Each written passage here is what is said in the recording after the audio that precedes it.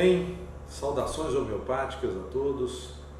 Hoje é a vez do silêncio, nosso medicamento para controle, do período de reprodução, nos períodos de reprodução, tá? É isso aí, aula hoje sobre silêncio, vamos descrever um pouquinho do medicamento, passar para vocês informações importantes de todas as possibilidades de uso do silêncio, para que vocês possam também ter capacidade de convencimento para os tutores, uma vez que os tutores de uma forma geral já estão muito acostumados aos mecanismos convencionais aí de controle reprodutivo, normalmente são os controles cirúrgicos, a castração e também as injeções hormonais, Então, vamos lá, vamos ver como é que o silêncio poderia ajudar nesse aspecto aí. Bom, o silêncio é um medicamento homeopático, como sempre que a gente fala de homeopatia, a gente está falando de um medicamento natural, e que ele é pensado para inibir a expressão do comportamento de aceitação da fêmea, ao coito, ao cruzamento, quando do momento do ciclo, Então, inibindo esse comportamento, a gente consegue inibir a reprodução do animal sem, no entanto, fazer nenhum tipo de bloqueio hormonal, sem, no entanto, ter que fazer o animal passar por algum tipo de cirurgia, tá? Bom, por que isso? Porque dentro do ciclo reprodutivo existem hormônios que são produzidos que vão gerar esse comportamento. Então, se a gente não inibe os hormônios, mas inibe a expressão desse comportamento, o animal acaba não se reproduzindo. Por quê? Porque o macho não reconhece o comportamento da fêmea no momento do coito, Então, acaba que o cio passa, a gente não mexe na biologia do animal, mas também consegue fazer com que ele não se reproduza, quando isso não é conveniente, evidentemente. Bom, então vamos entender um pouquinho do que é o cio, do que é o ciclo estral das gatas e das cadelas, Então, cio é uma palavra de origem grega, que vem de zelos, que é paixão, cuidado, amor, ou ciúme, também era usado, zelos também era usado para o ciúme. E o cio é um estado em que a fêmea se encontra receptiva ao macho, E que é normalmente um momento, o cio é um momento que antecede a ovulação, tá? O cio não é o momento da ovulação, é um momento que antecede a ovulação. E esse momento a fêmea está apta e disposta a copular com o macho, ok? O estro é uma palavra de origem também grega, que em grego é oistros, que significa infestação, arrebatamento, motivação ou um desejo incontrolável, tá? Então, o estro seria o momento em que a fêmea se coloca receptiva à disposição do macho para a cópula, e isso é importantíssimo a gente observar para que a gente possa impedir esse comportamento, apesar de não estarmos impedindo o funcionamento normal do ovário, dos hormônios, da hipófise, enfim, todos os órgãos do organismo que estão envolvidos com a reprodução e com a produção de alguns hormônios. Bom, então o estro é a fase do ciclo, das fêmeas, que vai ficar entre o proestro e o diestro, tá? Pró antes, diestro depois, e que se caracteriza exatamente pela aceitação do macho, ou seja, nesse momento a fêmea vai aceitar o macho. Em qualquer outro momento que o macho tenta, às vezes, subir na fêmea ou copular a fêmea, ela às vezes vai brigar e não vai deixar, principalmente aí nas gatas e nas cadelas, tá? Bom, nas cadelas a maturação sexual vai se dar próximo de 1 ano, E o primeiro cio ocorre com 6 meses, mas esse primeiro cio não é interessante, aproveitá-lo para cruzamento, porque o animal, a fêmea ainda está em crescimento. Isso pode prejudicar um pouco o crescimento da fêmea ou sobrecarregá-la com uma gestação. No caso das gatas, a maturação sexual também vai ocorrer com 1 ano de vida, e o primeiro cio também aos 6 meses. Então, de novo, a mesma situação, né? Que a gente não deve, às vezes, aproveitar esse primeiro cio, já está ciclando, já está em condições de produzir células reprodutivas, mas ainda está em crescimento, então a gente nunca recomenda esse primeiro cruzamento, e isso por si só já é uma indicação para o silêncio, né? Então, fêmeas que ainda estão em processo de maturação, tomarem o silêncio para poder impedir a gravidez nessa fase. Bom, então vamos entender primeiro o cio da cadela, né? A cadela, de uma forma geral, fica por um grande período em anesto, né? De uma forma geral, de 6 meses, ela normalmente permanece em anesto, né? Bom, ela então apresenta dentro do seu ciclo, né, o que a gente chama de proestro. E nesse proestro a gente começa a ter a inversão dos hormônios com a produção de estrógenos, né? Você tem uma baixa na produção de progesterona e um aumento na produção de estrógeno. Aí, durante o proestro, a gente vai observar um certo inchaço da vulva, entumecimento, às vezes pode inclusive ocorrer nessa fase o sangramento, né?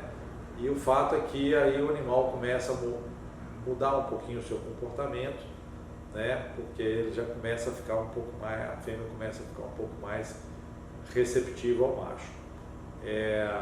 Bom, o estro seria o momento onde vai ocorrer a ovulação, né? Onde você tem aí uma expressão máxima do estrógeno, né? Também há um momento de maior baixa aí da progesterona, mas aí você tem outros hormônios também envolvidos aí para produzir a ovulação. E o diestro, né? Que pode gerar, pode na sequência ocorrer uma gestação, aí você tem uma alta da progesterona, com uma redução da produção de estrógeno, né? Ou também uma alta da produção da progesterona, mas aí por conta da entrada em seguida no anesto, né? Então esse seria mais ou menos o ciclo na cadela, e com divididinho aí por fases, para você poder entender. De uma forma geral, quando ela apresenta esse inchaço de vulva aí, a gente tem que já prestar atenção nesse dia, porque provavelmente lá para o 8º dia após a observação desse inchaço de vulva, a gente provavelmente vai estar próximo do dia da ovulação, né? E na cadela a ovulação é muito rápida, então às vezes impedindo o animal de ter contato ali naquele dia, ou um dia antes, mais um dia depois, a gente consegue impedir também a cópula, né? E dessa forma impedir a gravidez. Para quando às vezes os animais ficam soltos, né? Quando também às vezes não se tem muito controle, ou não se vai ter muito possibilidade de fazer esse controle, então aí a indicação de novo para o silêncio, que vai permitir que tudo aconteça, porém a fêmea não vai aceitar o macho, tá? Bom, no caso das gatas, as gatas são poliéstricas, né? E com um ciclo irregular, que varia de 14 até 21 dias, porque elas dependem um pouco da luz e do calor, então elas tendem a ciclar mais na primavera e verão, e de uma certa forma a ovulação é estimulada pela presença do macho, ou por cheiro, né? Ou pela presença física mesmo do macho. Então, no caso das gatas, a coisa é um pouco mais complicada, porque ela entrou em cio, se ela encontrar com o macho, a cópula vai acontecer, e a ovulação está acontecendo ali no momento dessa cópula, né? Ou minutos antes dessa cópula, então dificilmente a gata não vai enxertar, ela vai sair provavelmente grávida dessa relação aí, tá bom? Bom, os sinais de cio é que a gata normalmente fica um pouco mais dengosa, querendo um pouco mais a presença ali, roçando um pouco mais afagos, um xixizinho frequente, né? Urina às vezes com um cheiro um pouco mais forte, e às vezes ela não urina lá na caixa de areia, porque aí é interessante, porque ela quer contar que ela está no cio, né?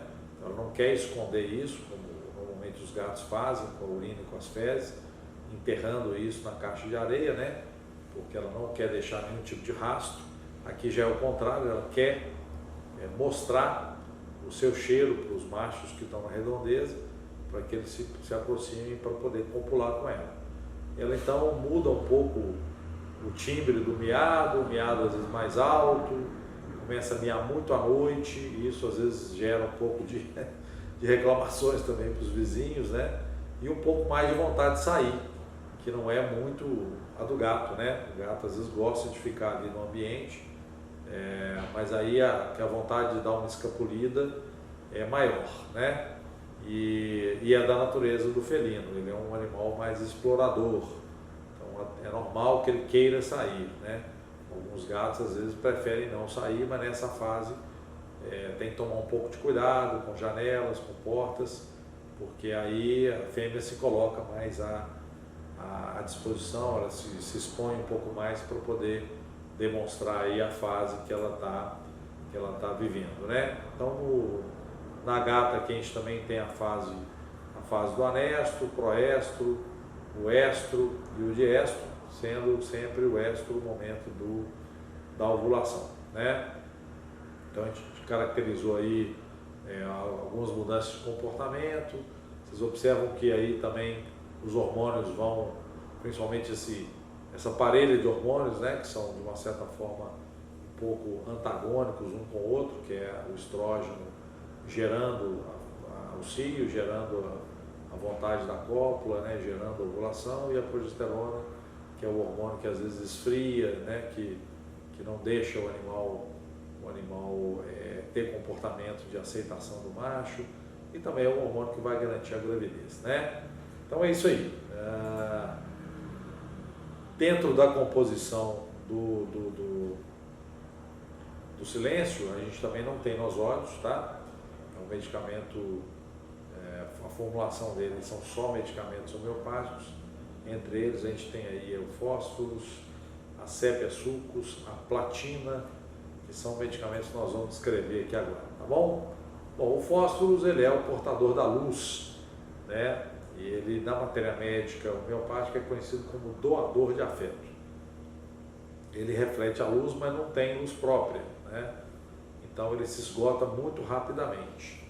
Então o fósforo também é o elemento químico responsável pelas moléculas de ATP, que são as nossas moléculas mais rápidas de energia, né? Então assim, você queima rapidamente essas moléculas de ATP. Então o fósforo, ele está relacionado com essa fagulha, né? Mas não uma fagulha que consiga manter a chama. Então na matéria médica a gente fala muito aí de fósforos do sistema circulatório, sanguíneo principalmente, né? Com formigamento das extremidades. Fósforos é um medicamento que traz aí que trata, né, a grande excitação sexual, né, o erotismo exagerado. Então ele trata desde da questão da vontade da cópula, né, do comportamento de aceitação ao macho, como também ele trata questões relacionadas com a produção da secreção de leite fora da gravidez, né, que são as gravidezes psicológicas e tal. Então aqui no silêncio ele nos dá suporte nessas duas frentes, uma reduzindo a excitação e a aceitação à cópula, né, e por outro lado também, às vezes numa situação de gravidez psicológica, também tem indicação aí para o silêncio, tá? Bom, outro medicamento super importante é a platina, né? A platina é conhecida como pequena prata, que é metal nobre, né?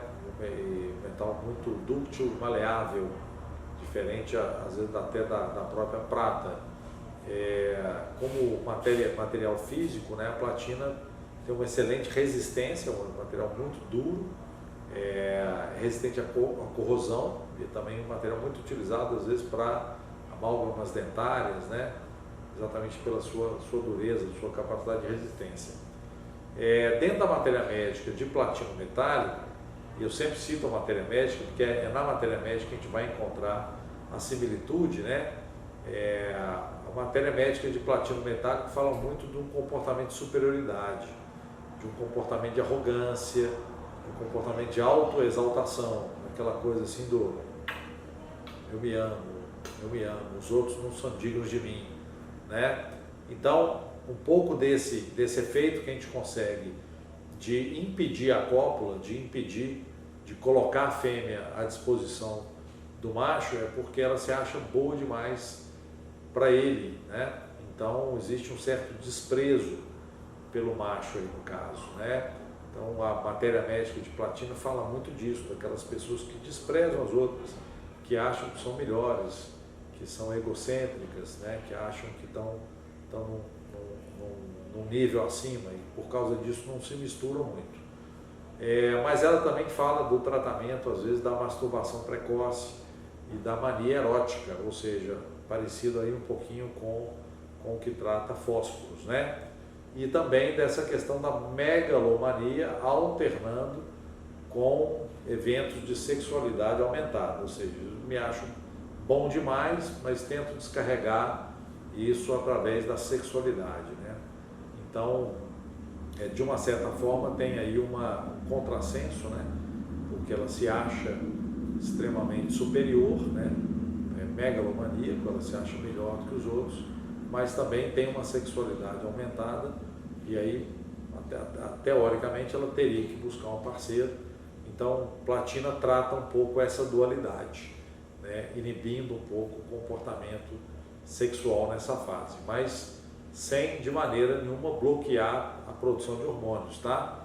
O ciclo ocorre de forma natural, o que é muito importante porque os medicamentos que bloqueiam a produção de hormônios dos animais acabam que tem que ser usados com a frequência necessária para impedir o cio e ao longo dos anos acabam gerando disfunções hormonais, desequilíbrios hormonais, às vezes até câncer, né? Câncer de ovário, câncer de útero, câncer de glândula mamária, o que não é bom para nenhuma fêmea, mesmo que ela já esteja castrada, né? Ou coisas dessa ordem aí. Então, às vezes você pode retirar os ovários, mas ela pode desenvolver um câncer de mama, ela pode desenvolver ainda um câncer de útero, tá?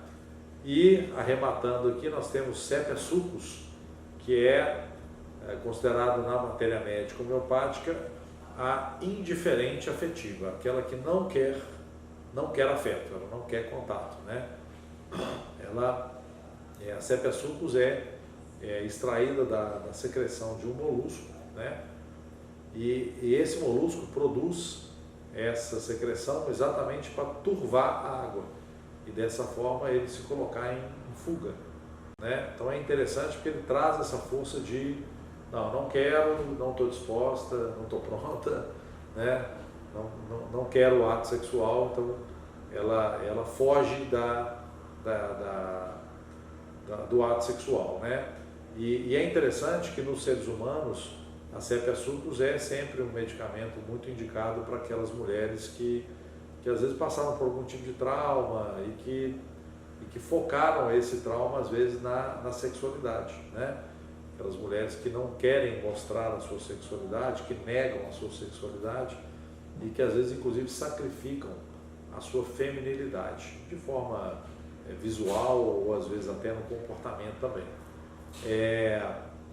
E uma coisa interessante na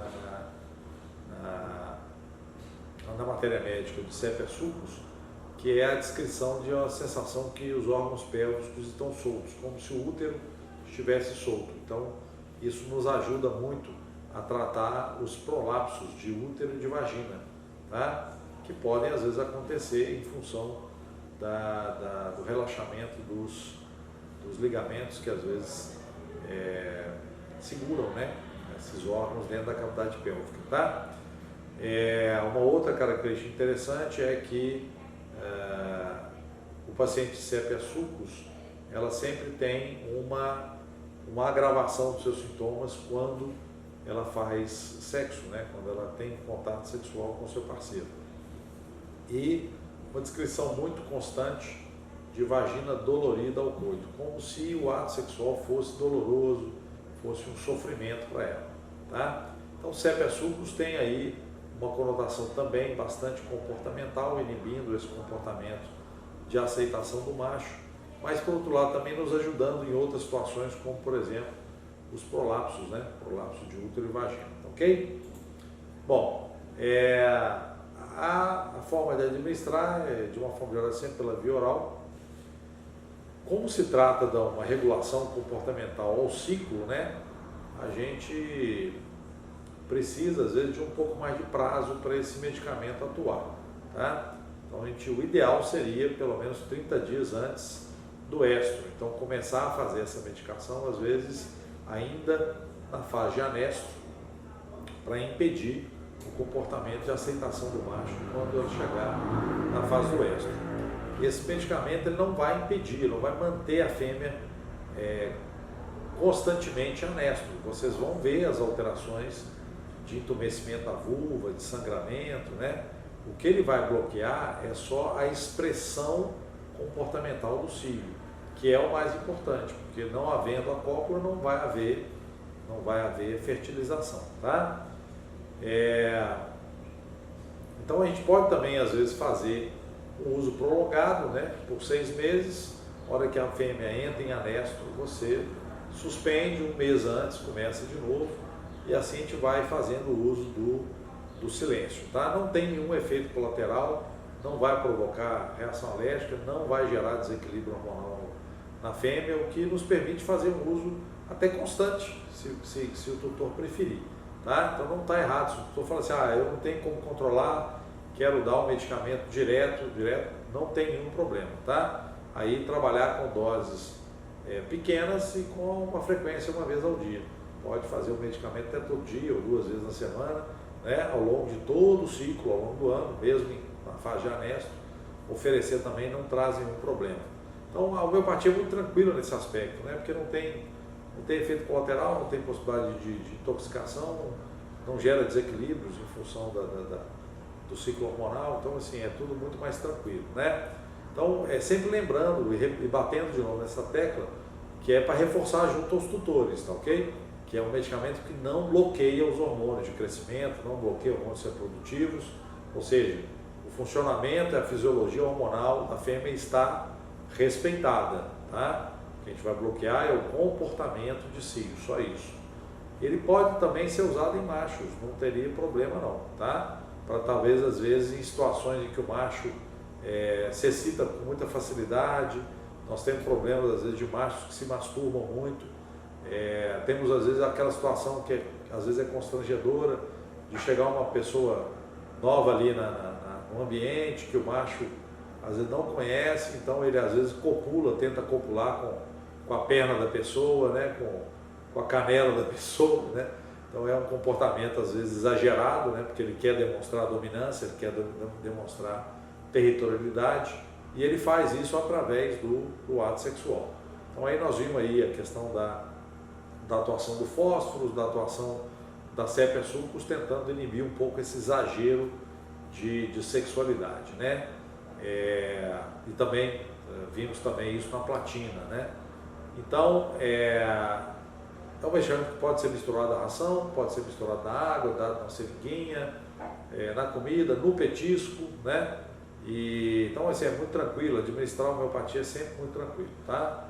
Alguns animais aceitam inclusive o medicamento no seu estado natural sem nenhuma diluição, mas lembrando sempre que nós temos aí de 25% a 30% da composição do produto que é álcool, que ajuda a conservação. Não tem um gosto forte de álcool, não tem um cheiro forte de álcool, vocês podem inclusive experimentar, é isso, vou jogar na mão ali, sentir o cheiro, ou mesmo passar a língua, porque o produto não tem nenhum efeito colateral, tá bom?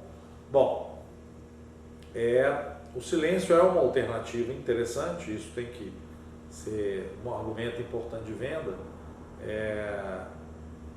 em relação à castração cirúrgica, né? Porque ela é irreversível e ela é uma lesão, um trauma, né? Para a fêmea principalmente, e os hormônios anticoncepcionais, que às vezes são injeções ou às vezes medicações que têm que ser dadas com frequência, mas que aí sim podem gerar desequilíbrios na produção dos hormônios endógenos, né? Sempre que você oferta hormônios exógenos, né, aqueles produzidos fora do corpo, para o organismo de qualquer animal, ele se vicia naquilo e vai aos poucos parando de produzir o seu hormônio endógeno. Então essa é uma outra vantagem do silêncio em relação aos concorrentes, porque ele é um medicamento que não interfere no funcionamento hormonal do animal, então também não vamos colher lá na frente problemas em relação a isso, como tumores, né, câncer, outras situações desse tipo, ou até mesmo a própria disfunção hormonal mesmo, que pode gerar problemas de pele, pode gerar problemas comportamentais, tá? Então é isso, o silêncio é um medicamento para a gente poder fazer um pouco do controle reprodutivo dos nossos pets, né? É um produto que já tem nos trazido aí bons resultados também, e produto não tóxico, sem efeito colateral, de fácil metabolização, um produto bastante fácil de ser utilizado, ok? É isso, a gente encerra por aqui, espero que você tenha aproveitado as informações, que possa utilizar isso nas suas vendas. Boa sorte, boas vendas, até uma próxima oportunidade, voltamos com outros medicamentos. Grande abraço.